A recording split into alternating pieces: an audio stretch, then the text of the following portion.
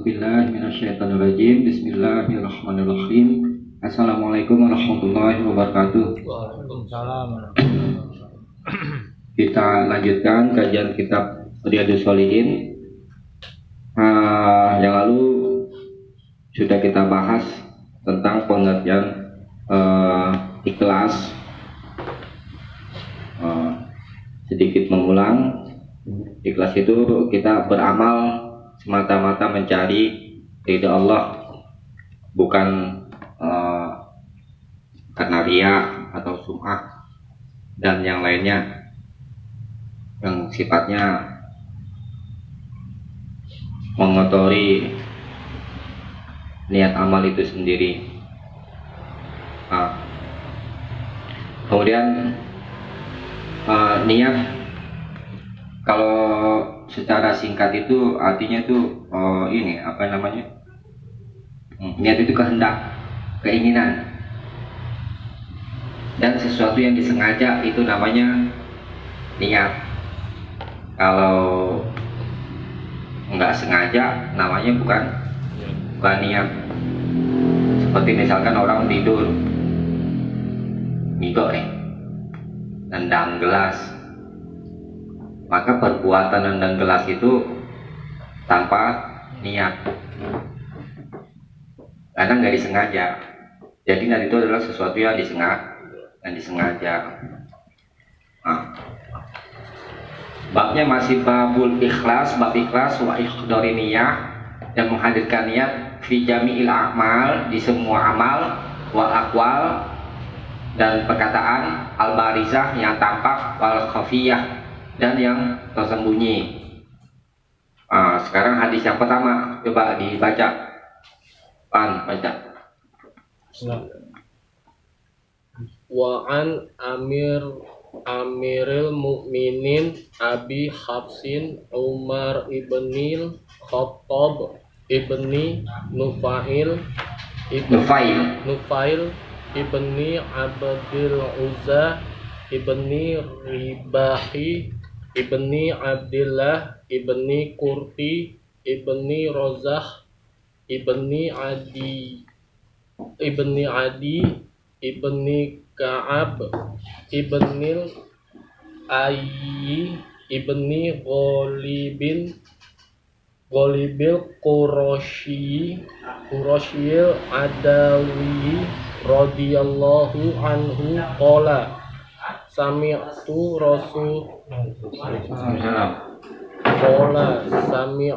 Rasulullahi sallallahu alaihi wasallam yaqulu innamal a'malu binniyati wa innama likulli imri'in ma nawa faman kanat hijratuhu ilallahi wa rasulih fa hijratuhu ilallahi wa rasulihi wa man kanat hijratuhu lidunya yusibuha awim ro'atin yankihuha fa hijratuhu ila ma hajara ilai muttafaqun ala sihhati rawahu imamal muhaddisina Abu Abdillah Muhammadu ibni Ismaila ibni Ibrahima ibnil Mughirata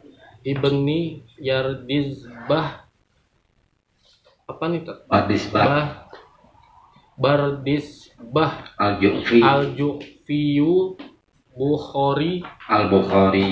Al-Bukhari wa Abul Husaini Muslimu ibnul Hajjaj ibni Muslimil Qushairiyun Naisaburiyu radhiyallahu anhuma fi sahihaihi malazaini uma asahul kutubil musannafah dari Amirul Mukminin Abu Hafs, yaitu Umar ibni Al-Khattab bin Nufail ibni Abdul Uzza ibni Riyah ibni Abdullah ibni Qut ibni Razah ibni Adi ibni Ka'ab ibni Lu'ay ibni Ghalib al-Quraisy al-Adawi radhiyallahu anhu berkata, saya mendengar Rasulullah Shallallahu alaihi wasallam bersabda,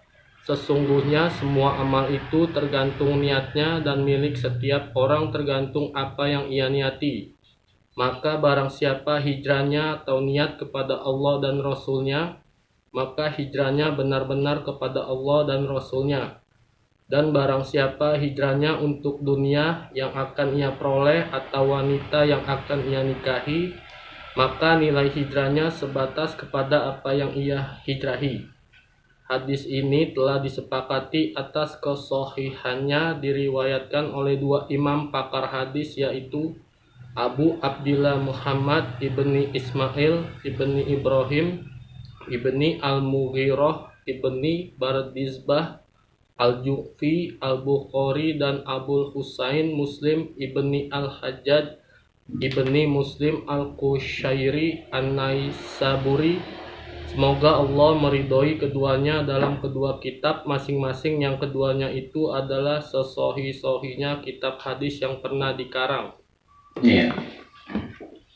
Kita ulangi.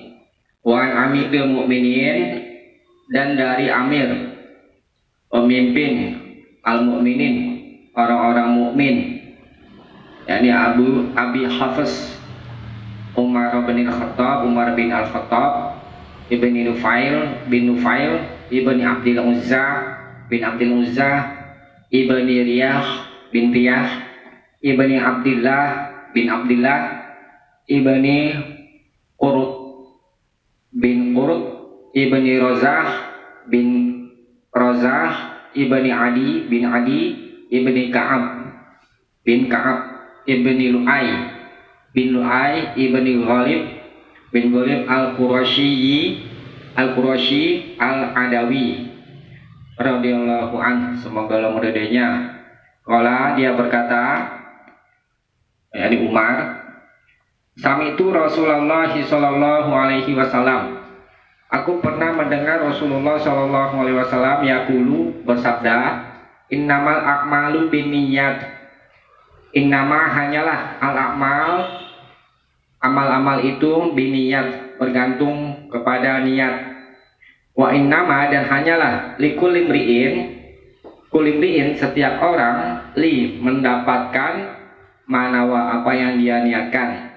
Faman kanat hijratuhu ilallahi wa rasuli, faman, adapun siapa saja yang kanat adalah hijratuhu, hijrahnya, ilallahi wa rasuli, untuk Allah dan Rasulnya, fahijratuhu ilallahi wa rasulih, maka hijrahnya untuk Allah dan Rasulnya.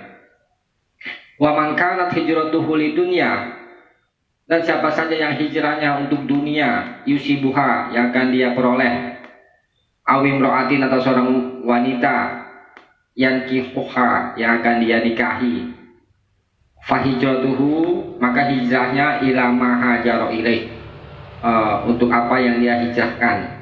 Muttafaqun ala sihhatihi, disepakati atas kesahihannya.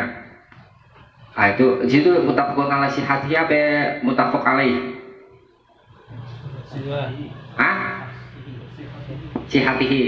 Ini sihhat muttafaq alaih, takdirnya ini yang disepakati atas kesahihannya, gitu. Kan sini kan kalau di ini kan disebut muttafaq alaih, takdirnya gitu, muttafaqun ala sihhatihi, yang disepakati atas kesahihannya, maksudnya Bukhari dan Muslim meriwayat ini. Rawahu, telah meriwayatkannya imam al-muhaddisin. Imamah, ada alif itu dua imam, asalnya imamani, dua imam al-muhaddisin, ahli hadis, yakni Abu Abdillah Muhammad bin Ismail ibni Ibrahim ibni Al-Mughirah bin Al-Mughirah ibni Bardizbah bin Bardizbah Al-Ju'fi Al-Bukhari wa Abul Husain, dan Abul Husain Muslim bin Al-Hajjaj ibni Muslim bin Muslim Al-Qushairi An-Naisaburi radhiyallahu anhuma. fi sahihaihi malazaini huma asahhul kutubil musannafah fi sahihai di dalam dua kitab sahih hima keduanya allazaini yang huma keduanya asahhul kutubi kitab-kitab yang paling asahhul kutubil musannafah jadi kutubul musannafah kitab-kitab yang dikarang as-sahhu yang paling sah. Kalau disingkatnya rawahul Bukhari dan Muslim gitu. Nah kita bahas gitu ya. Wa an amiril mukminin dari amiril mukminin. Amir tadi ada pemimpin mukmin orang-orang yang beriman. Ada namanya lakob. Umar dikasih lakob amiril mukminin. Yakni orang yang pertama dari khulafa Rasyidin yang diberi khalifah yang pertama yang diberi lakob dengan Amirul Mukminin yaitu Umar khalifah. Adapun orang yang pertama yang diberi lakob secara mutlak bukan Umar, ada Abdullah bin Jahsh.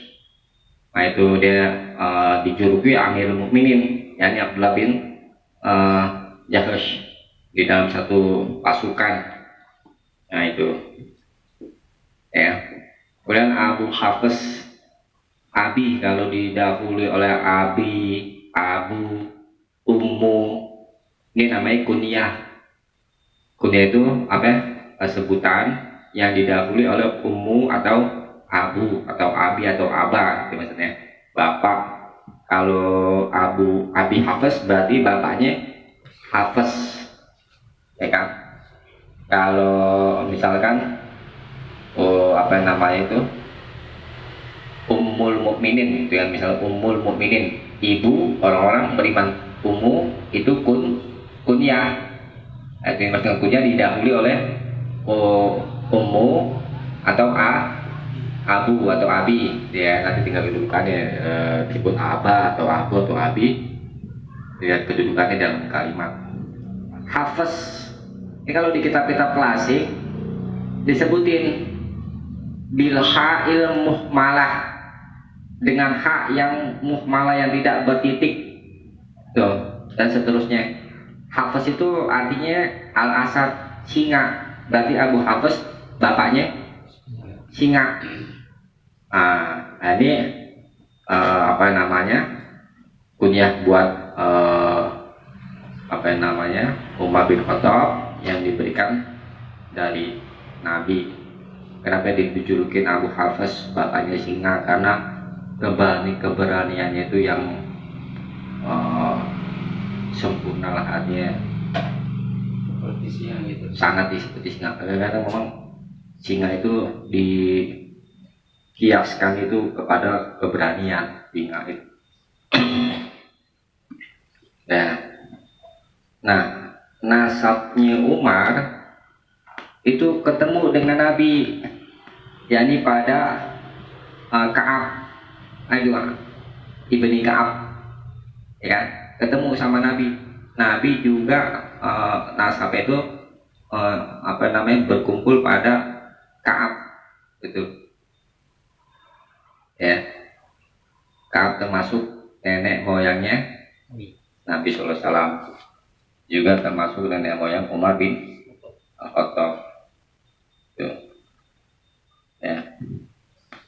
Ini disebutin, kenapa ketika disebutin? Kalau kita kan cuma udah Umar bin Khattab, kalau kebutuhan untuk ahli-ahli hadis. Kita kalau mau baca hadis, memeriksa rawi-rawi hadis ya begini disebutin ya. Keturunan siapa? Ya, jadi ulama-ulama kita sangat teliti dalam masalah rawi-rawi hadis ini.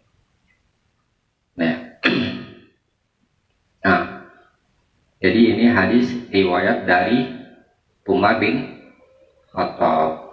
Kata Umar, sami'tu, aku pernah mendengar Rasulullah SAW bersabda, innama, hanyalah.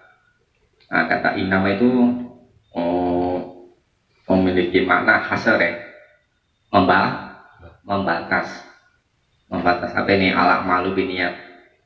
Amal-amal itu bergantung kepada niat. Jadi setiap amal mesti ada niat, begitu maksudnya. Dan tidak ada amal tanpa niat.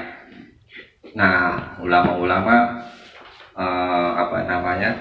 panjang lebar ngebahas masalah niat, ya.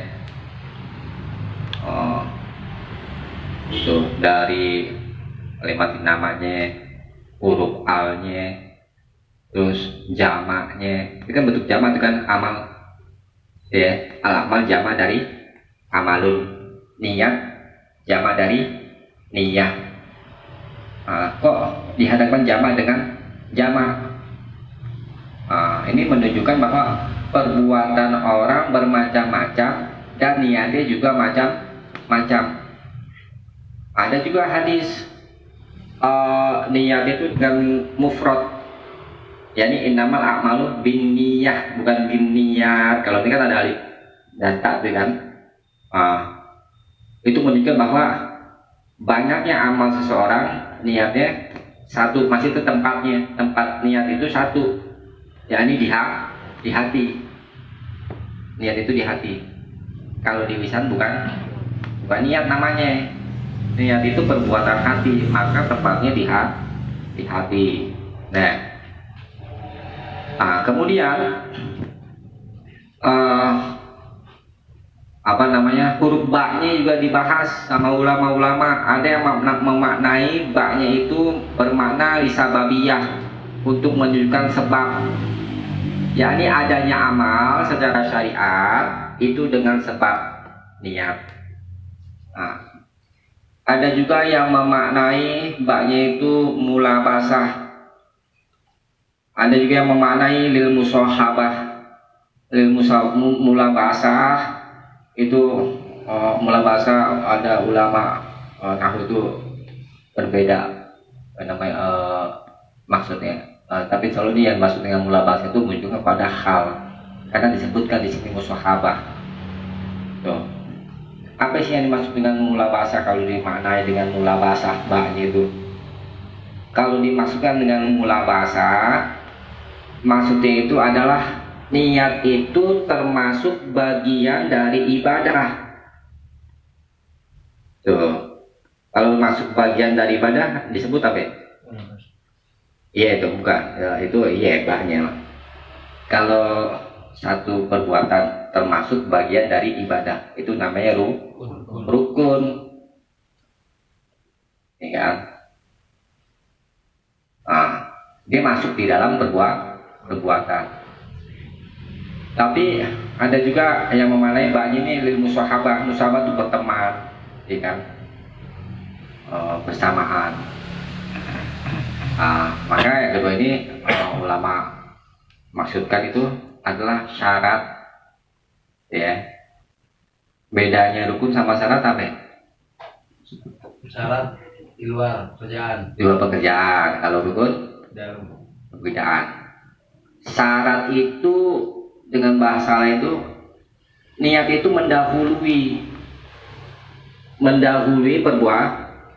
perbuatan. Tapi kalau rukun, waktunya itu sama. Misal contoh ya, kita mau sholat. Contoh mau sholat. Nah, kalau kita maksudkan niat itu adalah rukun, maka pekerjaan niat itu mesti munculnya itu pas di awal sholat. Pas takbir itu. pas memulai berarti. Iya, pas mulai. Karena udah masuk pekerjaan tersebut ya. Iya, karena ada di dalam pekerjaan sholat. Nah itu, ya, di awal itu. Tapi kalau niatnya itu ditujukan kepada syarat, maka di luar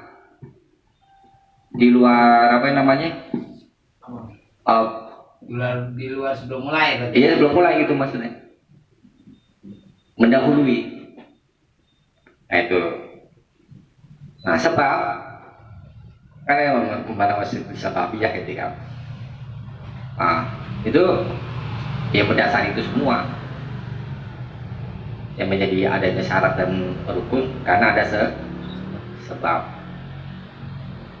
Kalau makna singkatnya ya, hadis ini menuntut kita dalam beramal supaya ikhlas aja, itu aja pokoknya. Jadi setiap amal perbuatan ibadah yang kita kerjakan mesti didasari dengan ikhlas. Itu tidak ria, tidak sum'ah. Itu jadi pokoknya. Nah, coba nanti kan membahas tentang masalah itu ya dari sudut pandang fikih gitu kan. Nah, coba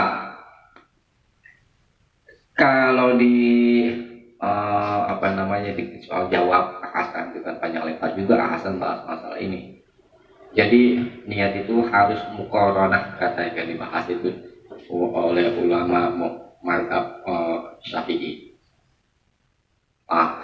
Yang dimaksudkan niat itu harus muqaranah, harus bergandengan dengan perbuatan. Jadi ketika takbiratul ihram itu mesti kita menghadirkan niat secara hakiki dan muqaranah, digandeng muqaranah hakiki, ada muqaranah hakiki. Nah, jadi yang dimaksudkan menghadirkan niat itu secara hakiki dan muqaranah hakiki ketika kita niat tangan takbir bersama dengan niat kan, itu semua pekerjaan sholat harus sudah diingat dari awal sampai salam, dari takbir sampai salam harus sudah tergambar dalam ingatan. Dari mulai apa ya? Takbir, iftitah dan seterusnya deh. Itu semua harus sudah tergambar. Begitu kata Hasan. Kalau tidak ada yang tergambar satu aja, nggak sah. Itu kan sudah muqaranah begitu oleh ulama-ulama Syafi'iyah gitu. Nah, kira-kira bagaimana ini tentang ini? Rumit nggak? Iya. Rumit lah kalau kita membayangkan seperti itu. Bisa berapa lama tuh? Yang angkat tangannya lama, jadi itu imam-imam yang yang angkat tangannya lama karena sedang memukoronahkan menghadirkan niat itu tadi tuh, menghadirkan perbuatan-perbuatan dalam ingatan itu, makanya takbir lama. Allahu Akbar tuh, ya kan? Nah, paling kata Hasan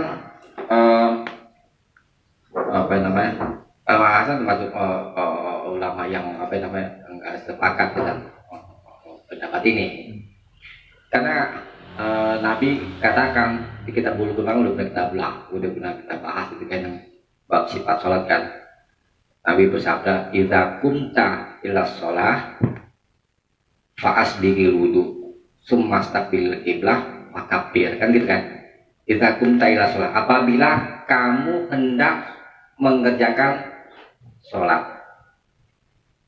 fa'asbighil wudu, maka sempurnakan wudu, summa staqbil qiblah, kemudian menghadap kiblat, fakabbir, lalu takbir. Tidak ada itu yang lapat takbir itu tidak ada tuntutan untuk memuqaranahkan atau menghadirkan seperti itu tadi, nggak ada. Bahkan yang ada munculnya kapan? Muncul niat itu? Itu sebelum wudu kan? Nah di situ muncul. Jadi niat itu kata beliau itu niat itu adalah sesuatu yang disengaja. Nah, ketika seseorang, misalkan kita ada di sini mau ke masjid, mau mengerjakan sholat zuhur contoh, niat itu sudah terjadi di sini tadi itu. Jadi kita pergi ke masjid, menghadap kiblat, gelar sejadah, niatnya mau sholat bukan mau silat kata dia, begitu. Jadi isolasi yang lebih zahir seperti itu ya. yang dikatakan hasan, karena dalil-dalil yang apa namanya itu menunjukkan harus muqaranah atau membandingkan yang seperti itu tadi itu ya buatan ulama katanya. Dan Nabi nggak apa namanya itu nggak ajarkan seperti itu. Nah, itu dari sudut pandang fikih, ya. Karena banyak berurusan dengan masalah fikih, kenapa yang sebelum itu Imam Syafi'i aja katakan 70 bab masuk ke dalam bab fikih itu tentang niat.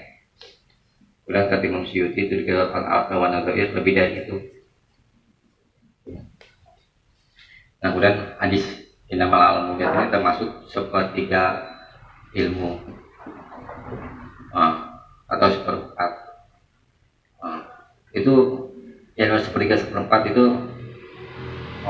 banyak tetap tuh hadisnya. Ini salah satunya. Terus misalkan yang kedua tuh hadis apa itu man amila amalan.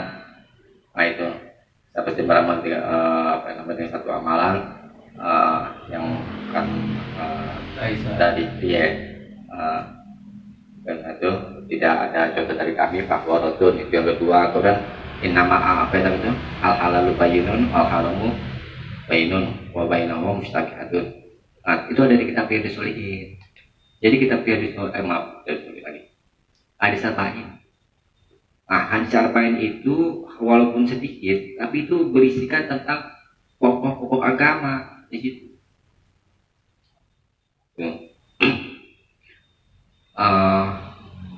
Jadi penting itu mempelajari hadis arba'in itu udah belajarkan duluan. Nah, ini itu. Nah, jadi kembali ke apa namanya hadis. Jadi amal itu mengikuti niat, ya kan? Amal itu bergantung kepada niat. Sahnya atau teranggapnya itu bergantung kepada niat, ya kan?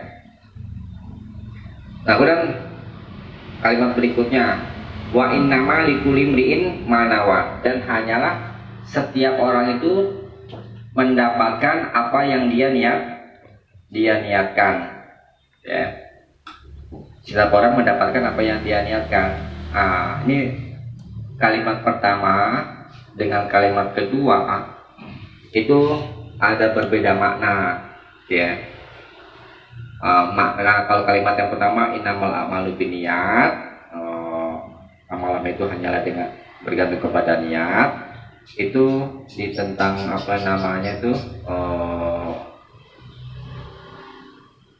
niat itu teranggap dan tidaknya, gitu ya, dalam masalah urusan ibadah, ya. Karena ada sebagian perbuatan itu nggak butuh kepada niat, ya.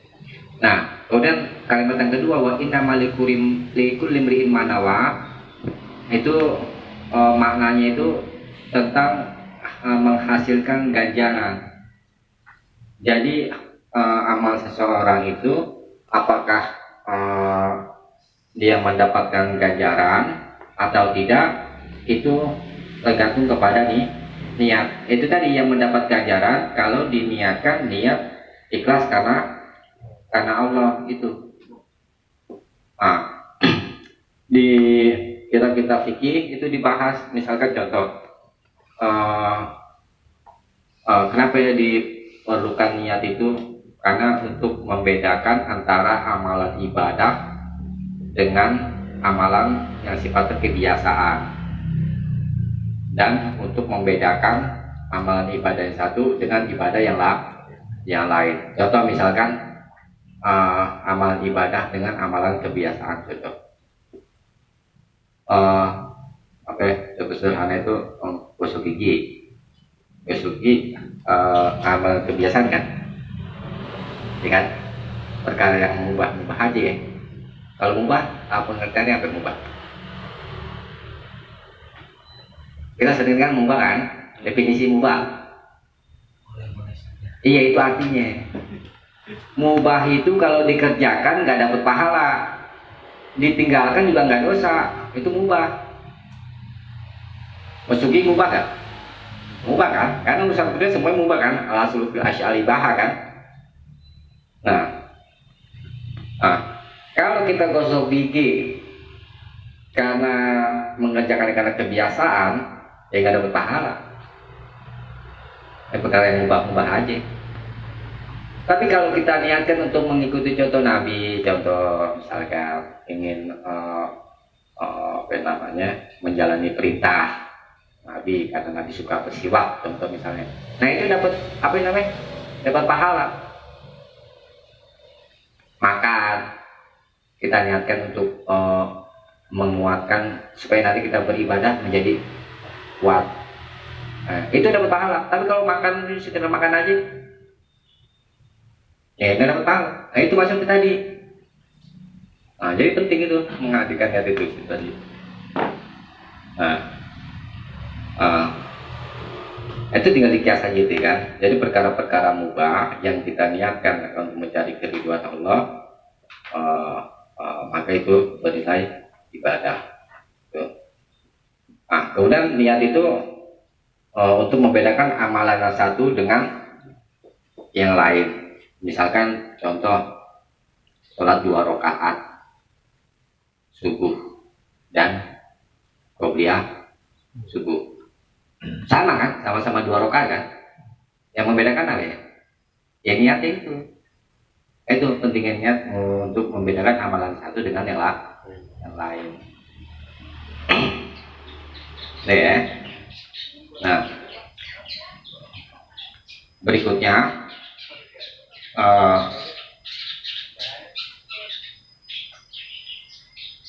faman kana hijratuhu ila Allahi wa rasulih, dan siapa saja yang hijrahnya untuk Allah dan Rasulnya, fa hijratuhu ila Allahi wa rasulih, maka hijrahnya untuk Allah dan Rasulnya. Ini maksudnya apa nih? Pertama kita pahami dulu pengertian hijrah. Hijrah itu arti bahasanya berpindah dari satu tempat ke tempat yang lain. Itu makna hijrah secara bahasa. Tapi kalau hijrah secara syariat, yaitu ada di satu hadis itu, al muhajiru man hajaro manahallahu anhu. Itu muhajir itu orang yang berhijrah itu adalah man hajaro, orang yang berhijrah manahallahu anhu, dari apa yang Allah larang. Itu pengertian hijrah secara syariat ya. Apa tadi? Berhijrah dari yang Allah larang.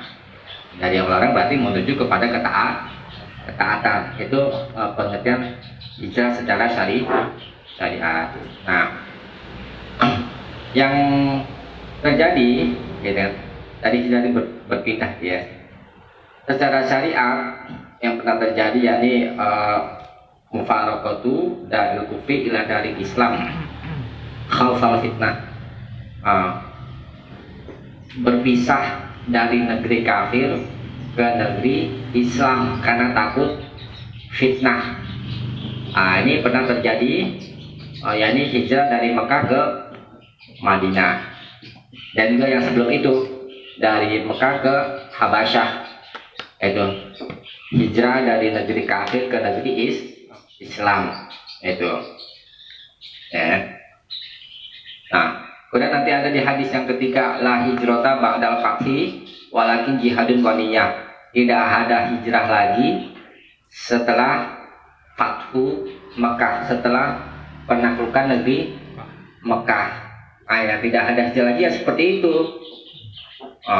Walakin jihadun wa niyah. Tetapi ada jihad dan niat. Nanti kan kita bahas ya di situ ya.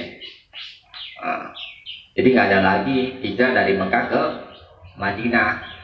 Kenapa ya? Karena Mekah sudah menjadi negeri Islam. Itu tidak ada lagi hijrah seperti masa Nabi itu. Nah, kemudian faman kana hijratuhu ila Allahi wa rasulih, siapa saja hijrahnya untuk Allah dan Rasulnya. Ini ada ditakdirkan oleh ulama-ulama, maksudnya niatnya qasdan wa niyah, itu ya. Ditakdirkan seperti itu. faman kana hijratuhu ilallahi wa rasulih ay qasdan wa niyatan. Siapa saja yang niat hijrahnya karena Allah dan Rasulnya, itu niat karena mentaati perintah Allah dan Rasul dan untuk menolong Rasul, niatnya. Jadi ikhlas, maksudnya ini kinayah dari ikhlas. Siapa saja yang niatnya ikhlas untuk berhijrah, ya. Fa hijratuhu ilallahi wa rasulih, maka hijrahnya untuk Allah dan Rasulnya. Nah, kalimat yang kedua ini, kalimat jawab syarat ini ditafsirkan oleh ulama-ulama itu ini apa namanya, sawaban wa khairan, yani ganjarannya. Siapa saja niatnya ikhlas hijrah karena Allah dan Rasulnya, maka hijrah itu Allah dan Rasulnya, maksudnya Allah akan memberi ganjaran, ya. Dan ini diterima amal ibadahnya oleh Allah, ya. Nah, kemudian berikutnya wa man kanat hijratuhu lidunya yusibuha, siapa saja yang hijrahnya untuk dunia yang yusibuha yang akan dia peroleh, awim ro'atin yang kihuha, atau seorang wanita yang akan dia nikahi, fa hijratuhu ila ma hajaro ilaih, maka hijrahnya untuk apa yang dia hijrahkan. Ini yang kedua, ada orang kan yang macam-macam orang berhijrah itu, ada yang ikhlas, ada niatnya karena dunia mau dagang atau mau nikah di sini kan, atau yang lain-lainnya. Ini ulama-ulama berbeda pendapat tentang masalah ini, ya. Kalau niatnya itu dibarengin gitu, dia niat berhijrah, kemudian dibarengin, nanti kalau hijrah saya mau jalan berdagang atau nanti mau menikah juga di sono. Karena di sini terkenal nih asbabul urutnya yaitu ada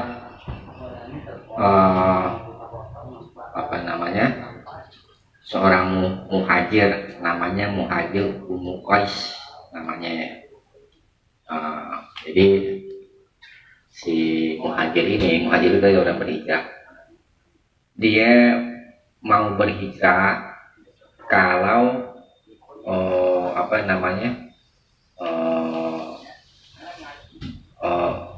menikah dengan Ummu Qais, gitu. Ya kan? Jadi Ummu Qais itu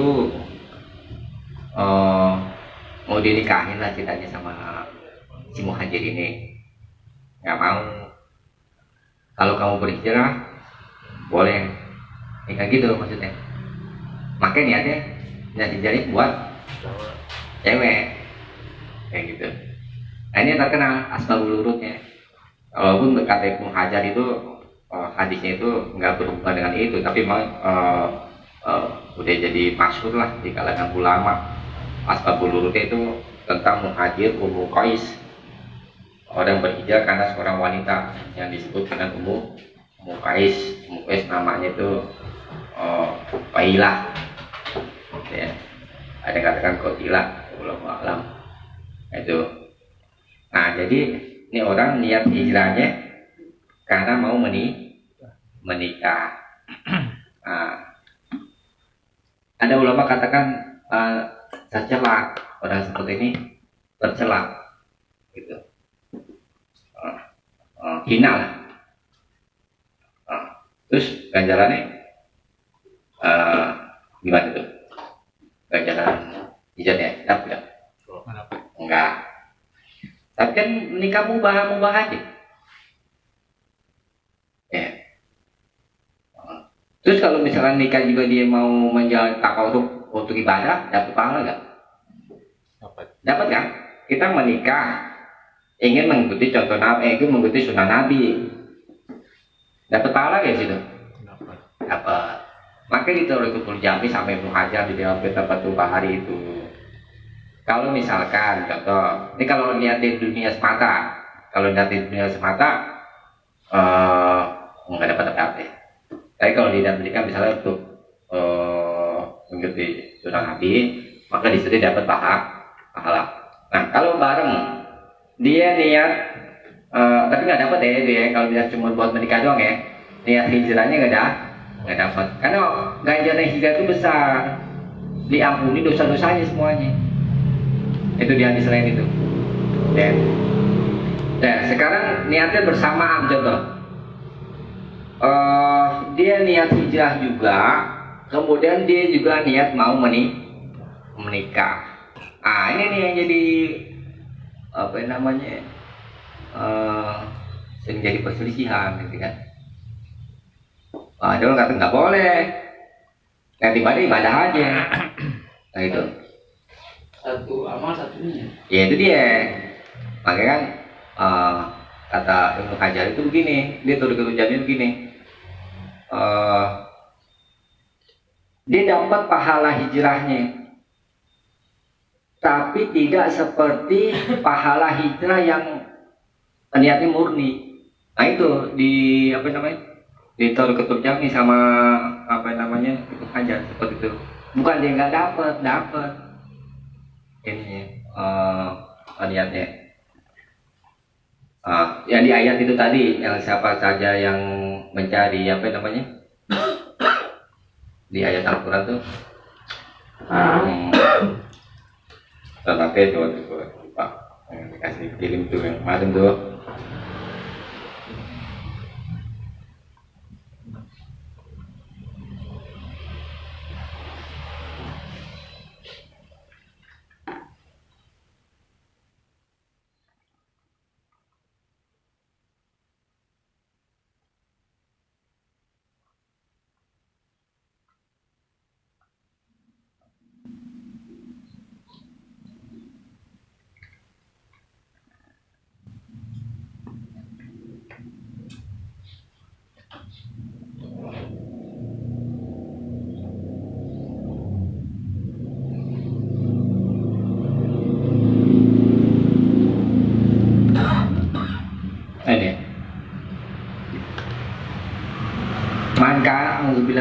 ini mangkana yuridu hasal akhirah, siapa saja yang menginginkan apa namanya hasal ladang akhirat gitu ya, nazid lahu fi hasih, maka akan kami tambah untuknya di tentang apa namanya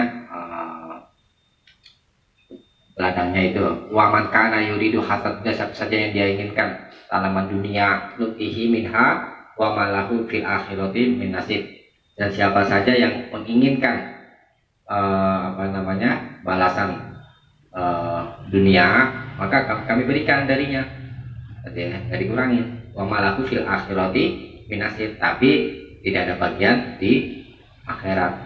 Ini kita yang niat untuk akhirat dan dunia kan, ya kan?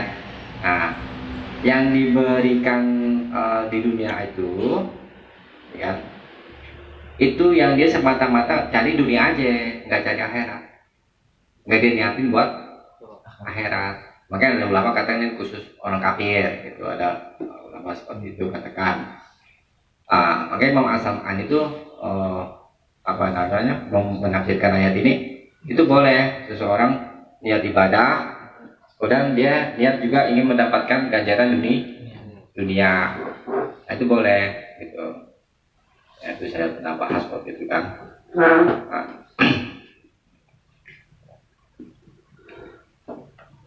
Surat apa Ustaz?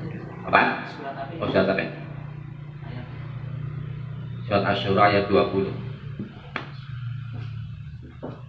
Itu seperti kisah Abu Tolha. Itu hanya itu bawakan kitab Fathul Bari, itu seperti kisah Abu Tolha.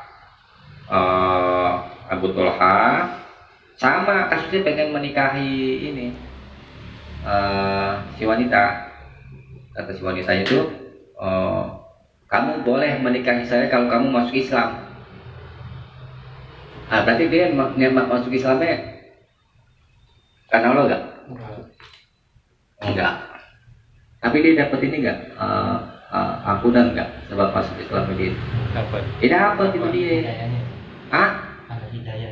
iya, niatnya juga tadi sesuatu yang disengaja kan. Dia masuk Islam itu dia berarti dia niat mau masuk Islam. Itu ada dua niatnya. Sama kayak ini kasusnya. Tuh, itu insya Allah Tariqatul Jami yang lebih apa namanya? Lebih adil lah gitu. Tapi kalau dikatakan dia menikah kemudian dinat hijrah dia nggak dapat pahala hijrah, itu jadi masalahnya di situ, ya kan? Dia niat hijrah juga niat menikah. Ada ulama katakan dia nggak dapat niat apa ya pahala hijrah. Nah, itu. Ya. Jadi insya Allah yang lebih dohir itu bagaimana dikatakan oleh Ibnu Hajar al Asqalani itu. Ya. Nah.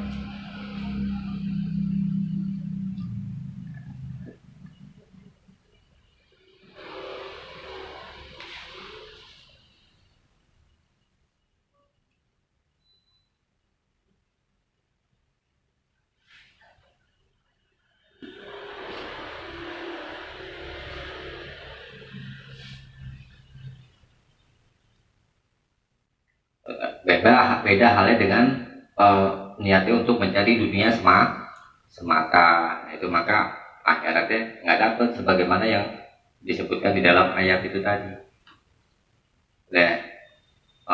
Mutakatun ala sihatihi.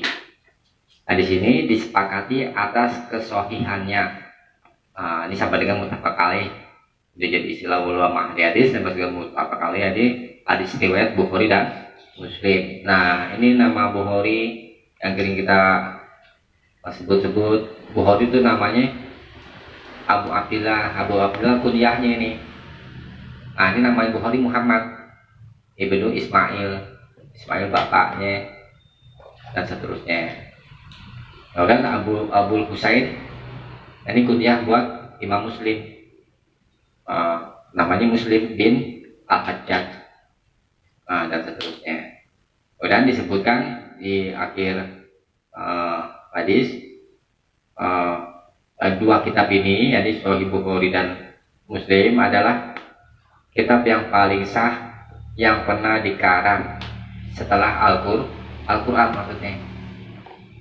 Ya, Al-Quran. Jadi dalam ilmu hadis itu hadis Bukhari itu diurutkan nomor 1 menjadi pokok pembelajaran ilmu hadis. Ya. Yang kedua adalah Sahih Muslim. Nah, tentu ada kitab Sunan Abu Dawud, Tirmidzi, Nasai, Ibnu Majah. Dan disebut kitab yang 6 Kutubus Sittah menjadi pokok hadis. Ya.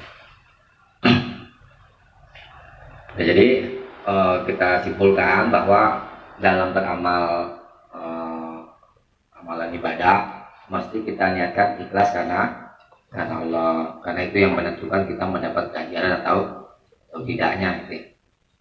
Nah, kemudian hadis berikutnya coba dibaca.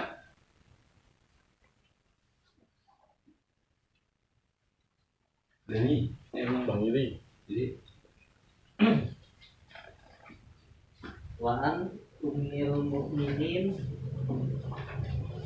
Umma Abdillah Aisyah radhiyallahu anha qalat qala Rasulullah sallallahu alaihi wasallam yaqzu Aisyun yaqzu Aisyun al-Ka'bata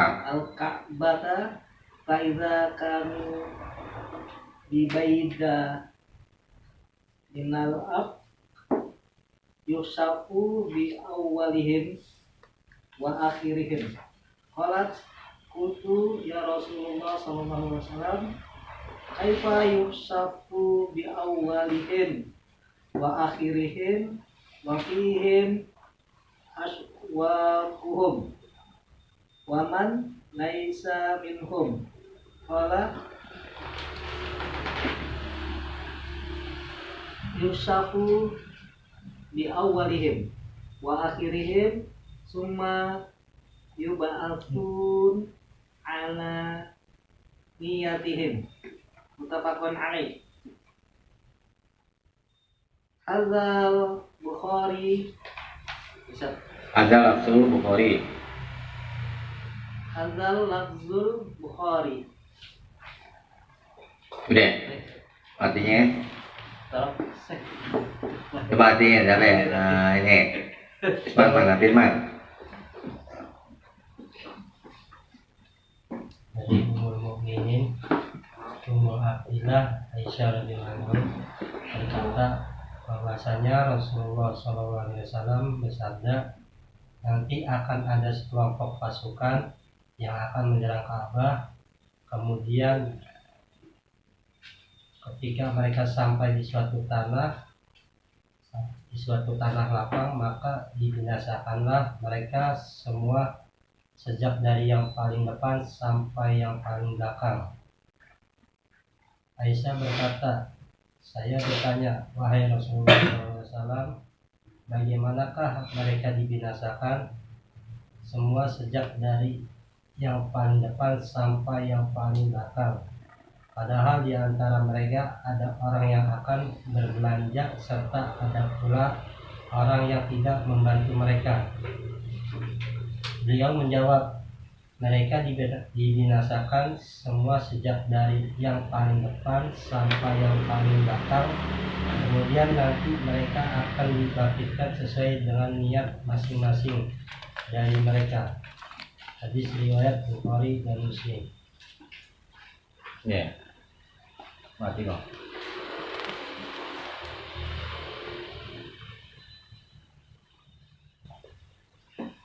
Yes. Kita ulangi. Wa'an ummil mu'minin, dan dari ibunya orang-orang beriman, yakni Ummi Abdillah, ibunya Abdillah Aisyah radhiyallahu anha, dari ayatnya Aisyah radhiyallahu anha, semoga berdiri, kalau dia berkata, kalau Rasulullah SAW pernah bersabda, Yakzu Jaisyun al-Ka'bah, ada pasukan akan menyerang Ka'bah. Fa'iza kanu bi baida'a minal ardi, lalu apabila mereka berada di Baidah itu tanah yang tandus, Baida'a minal ardi, tanah yang tandus, yukhsafu bi awalihim wa akhirihim, maka ditenggelamkan yang pertama dari mereka dan yang akhirnya. Qalat, Aisyah berkata, aku berkata, ya Rasulullah, wahai Rasulullah, kaifa yukhsafu bi awalihim wa akhirihim, bagaimanakah apa sih tadi gimana tadi ditenggelamkan apa ini dibinasakan ya, kalau di kamus dibinasakan bi awalihim, yang pertama dari mereka, wa akhirihim, dan yang akhirnya, wa fihim aswaquhum, dan di antara mereka ada pasar-pasar mereka, wa man laisa minhum, dan ada orang yang tidak termasuk mereka. Qala, Nabi bersabda, yukhsafu bi awalihim wa akhirihim, dibinasakan yang pertama dari pertama sampai yang terakhir. Semuanya yub'asuna ala niyatihim, dan mereka dibangkitkan menurut niatnya. Muttafaqun alaih, disepakati Bukhari dan Muslim, wa hadzal lafzul Bukhari, dan lafaz ini adalah lafaz Bukhari. Ya. Kita teliti sedikit dari Ummul Mukminin, ini kunyah buat Aisyah radhiyallahu anha. Buat istri Nabi itu di apa nama itu? Diberi kunyah Ummul Mukminin. Coba dilihat, buka surat Al-Ahzab, itu ada, nanti bisa dibuka Al-Ahzab ayat 6 gitu ya. A'udzubillahi minasyaitonir rajim. An-nabiyyu aula bil mu'minin min anfusihim. Apa namanya? Nabi itu adalah lebih utama bersama orang-orang beriman daripada diri mereka. Wa azwajuhu ummahatuhum. Nah, itu deh dasarnya. Dan istri-istri adalah ummahatuhum, ibu mereka, ibu orang-orang beriman. Jadi istri-istri Nabi itu diberi kunyah Ummul Mukminin, ya. Berarti Nabi ya Abul Mukminin, bapaknya orang beriman sama Nabi. cuma bukan bapak dari nasab atau bapak angkat. Nah, itu yang dinafikan di dalam Al-Quran gitu. Nabi Muhammad itu bukan bapak-bapakmu, itu bapak-bapak dari sudut pandang nasab, ya,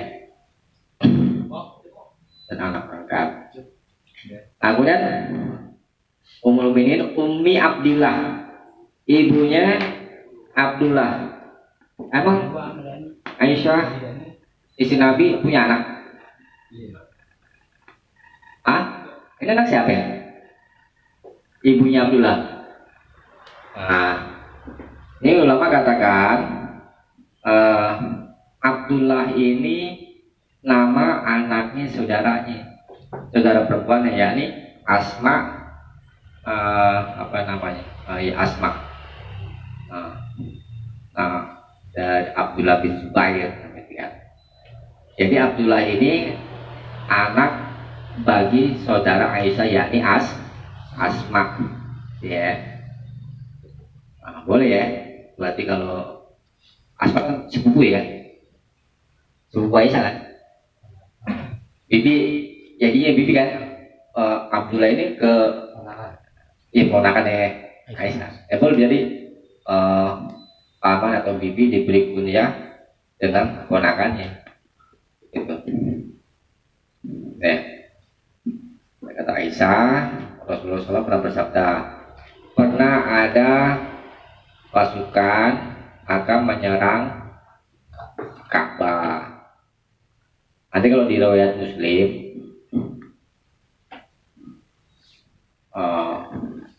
apa namanya?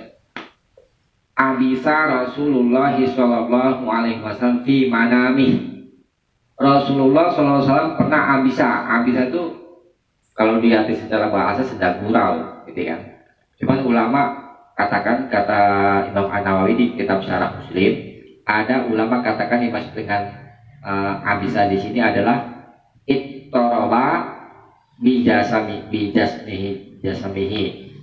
Dia bergoncang dengan tubuhnya, lagi tidur, ini kita lagi tidur, mimpi gitu. Kemudian ada yang katakan Nabi menggerakkan apa namanya itu anggota tubuhnya seperti orang yang mengambil sesuatu dan menyerahkan. Ini kalau di riwayat Muslim, ya. Kemudian fakulna lahu, lalu kami katakan kepada Nabi, sona'ta syai'an lam takun taf'alhu. Engkau telah melakukan sesuatu yang kami engkau telah melakukan sesuatu yang engkau belum pernah melakukannya. Kata Nabi, qala al-ajabu anna unasan min ummati, bahwa aku heran ada manusia dari umatku ya ummuna hadzal baita, mereka ya ummuna pergi ke hadzal baita, ke Baitullah, maksudnya ke Ka'bah ini, li rajulin min Quraisy, lantaran seseorang laki-laki dari Quraisy, ya. Kemudian di riwayat lain Ummu Salamah katakan itu pada hari-hari Ibnu Zubair, yakni pada masa Khalifah Ibnu Zubair. Kalau apa namanya tentang masalah ini terjadinya pada masa Khalifah Ibnu Zubair atau yang lainnya, ada perselisih pendapat tentang masalah itu. Kalau apa namanya, ada ulama katakan tidak terikat dengan sesuatu, ya tidak terikat dengan perkhilafan Ibnu Zubair. Walau alam lah, itu ada apa namanya, ada khilaf ya masalah itu ya. Coba kita ini aja lah, pahami isi hadisnya. Nah, ketika mereka berada di Baida minal Ati, tanah yang tandus, ada juga katakan ini Baida di sini maksudnya Baida al-Madinah gitu ya, Madinah al-Munawwarah. Mereka dibenamkan dari yang pertama sampai yang terakhir, dibinasakan lantaran mau menyerang Ka'bah, ya. Dibinasakan dari yang awal sampai yang akibatnya habis semua, ya. Habis kan? Dari awal sampai akhir. Kemudian qalat, dia berkata, yakni Aisyah, qultu, aku bertanya, ya Rasulullah, Wahai Rasul, kaifa yuksafu bi awalihim wa akhirihim. Kok bisa, bagaimana bisa dibinasakan yang pertama dari mereka dan yang terakhir, sampai yang terakhir? Ini pertanyaan keheranan dari Aisyah radhiyallahu anha, ya. Kenapa beliau heran? Nah ini, wa fihim aswaduhum. Di antara mereka ada pasar-pasar mereka, maksudnya orang-orang yang ada di pasar, maksudnya di sana ada orang yang sedang berada di pasar. Wa man laisa minhum, dan orang yang tidak di antara mereka, maksudnya nggak ikut-ikutan mau nyerang Ka'bah. Itu kalau di riwayat Muslim itu disebutkan ada memang yang al-mustansir, yang memang niat mau menyerang Ka'bah kalau ini ya. Kemudian ada juga al-majbur yang dipaksa, dia nggak mau ikut tapi dipaksa suruh ikut, ya kan? Nah ada juga yang ibnu sabil ini maksudnya yang kebetulan dia lewat situ. Pengunjung berarti. Apa? Pengunjung. Iya. Nah, yang berkunjung. Iyalah seperti itu. Lewat kebetulan bertepatan dengan mereka itu, ya kan? Yang sedang melewati jalan di sana berkunjung. Dan tidak termasuk mereka, enggak ikut-ikutan. Yahlikuna mahlakan wahidan, mereka binasa dengan satu kali binasa. Enggak ikut-ikutan juga kena binasa, ya kan? Kemudian dibangkitkan menurut niatnya masing-masing. Ya, begitu. Apa yang dapat kita ambil pelajaran dari hadis ini? Ya, yang dapat kita ambil pelajaran dari hadis ini adalah bahwa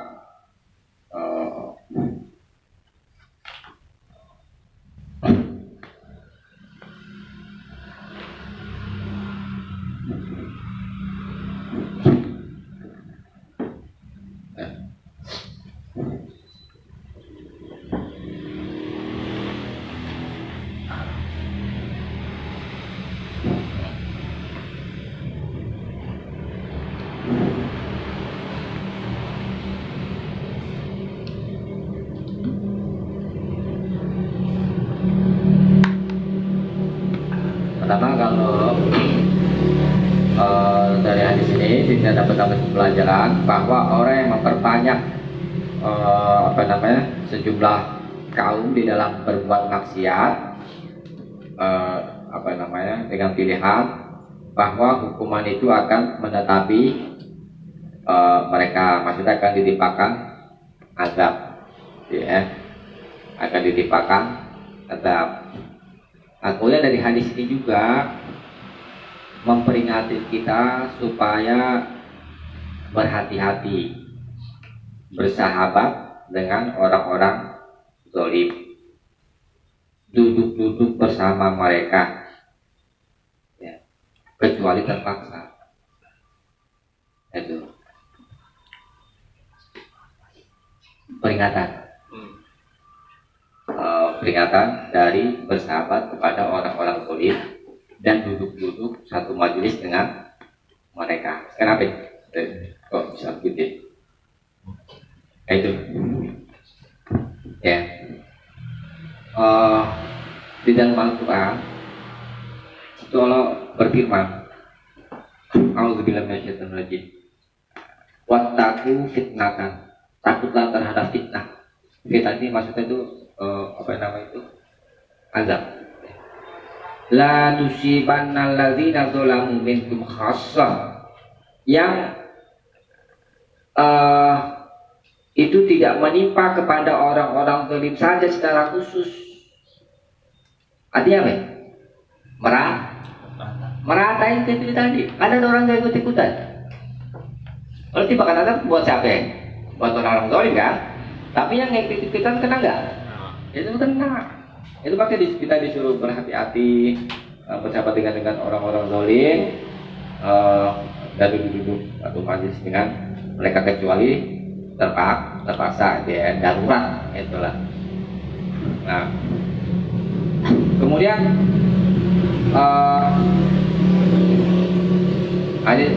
di hadis Bukhari dan Muslim, idza anzalallahu biqaumin azaban, apabila Allah hendak menurunkan azab kepada satu kaum, ya,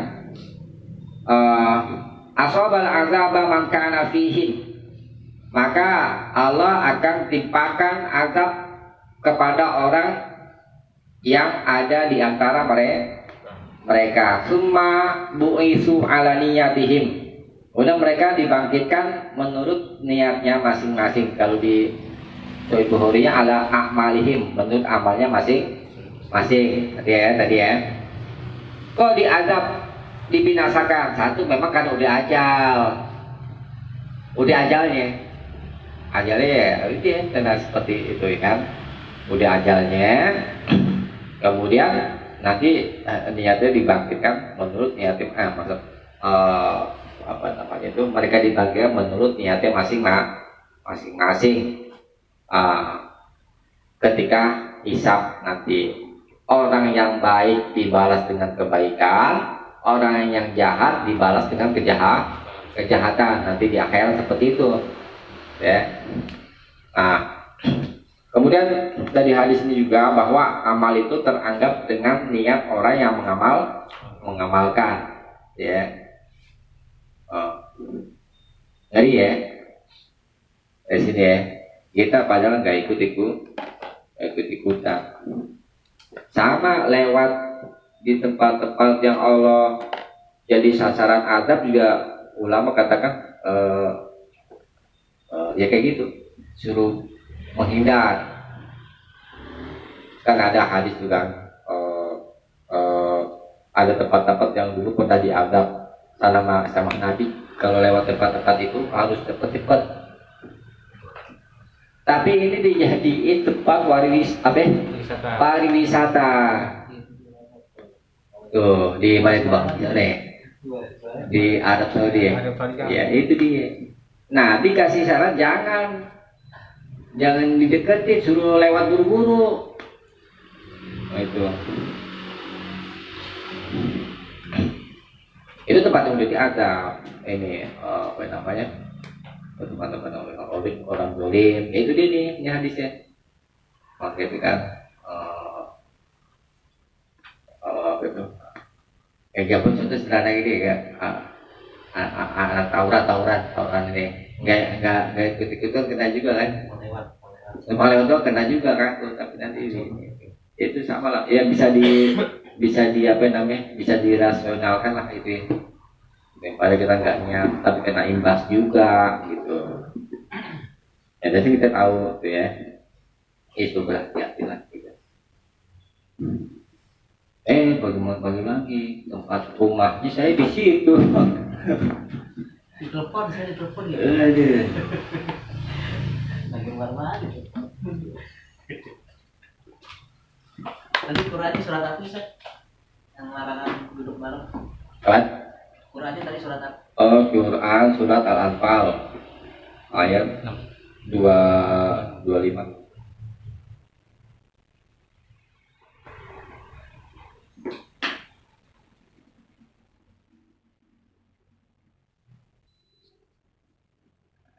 Itu yang kata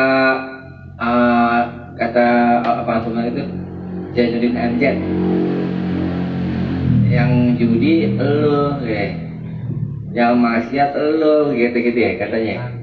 Yang kata gue ya ini dari sini tuh katanya.